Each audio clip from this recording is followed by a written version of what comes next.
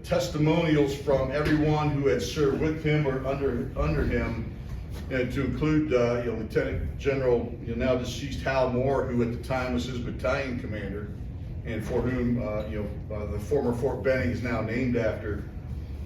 Told an audience at West Point in the early 2000s that the most proficient combat leader he had ever come across, and it was Rick Rescorla. Rick finishes his military career, gets out early, spends some time in the reserves. Was actually a reserve colonel, but enters the professional workplace as a security professional for Goldman Sachs in New York City, and spends nearly a 20-year career with Goldman Sachs, who just happened to have their headquarters and a major chunk of their facilities in the World Trade Center in New York City. Now, what's interesting about Rick, and here's where his expertise and insight as a leader, but more importantly, his ability to communicate what he knows and what he knew to senior leadership. As many of you are aware, in 1993, the World Trade Center was attacked by a terrorist bombing. There were multiple casualties, loss of life, a lot of destruction at the hands of Islamic terrorists, emanating out of what we now know was one of the precursor organizations to Al Qaeda. Rick saw that. He knew it was just a matter of time, not a matter of when other attacks would occur. Understood the nature of the target, understood the nature of the threat, did his own intel, did his own analytics, and was able to communicate very effectively to the senior leadership on Morgan Sachs that hey, our security procedures are not adequate to the threat. And he was able to implement security programs and security protocols that at the time were not only just innovative, but were actually implemented in contravention to what the conventional wisdom was at the time.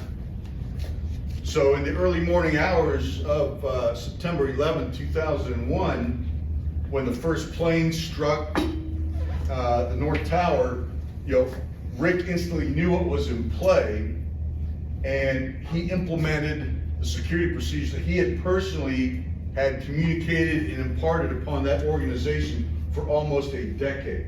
There are many stories from the surviving members of Goldman Sachs on how they felt, frankly, they all felt at the time that it was a huge pain in the ass, because Rick would just show up and do unannounced drills, was famous for being on his bullhorn, driving everyone out of the office on these unannounced drills that would be highly disruptive to the workday, right? So on the day of the attack, the Port Authority was telling all security officers of these organizations, shelter in place. And Rick knew that was absolutely the wrong move, and he did not hesitate. They implemented their plan, and he personally drove their entire workforce out of the building and away from the area immediately. And Rick was last seen, after he had gotten all of his employees out, he was last seen going back into the stairwell to go help others out of the building. But his actions, and I think the effective communications part, in this context, what sticks with me, were it not for his ability to communicate what he knew to be true, what he knew would be required to his leadership, to the point where they absolutely agreed with him and supported his efforts. I mean, those well over 1,000 employees that he helped get out, who all survived, would not have transpired. And he was last seen, headed up that stairwell, and his remains are part of that entire area. But he did it because obviously it is responsibility as a leader, knew it was the right thing to do, knew he had the skill set And it was incumbent upon him to impart that to those that needed it so that they could have the right measures in play.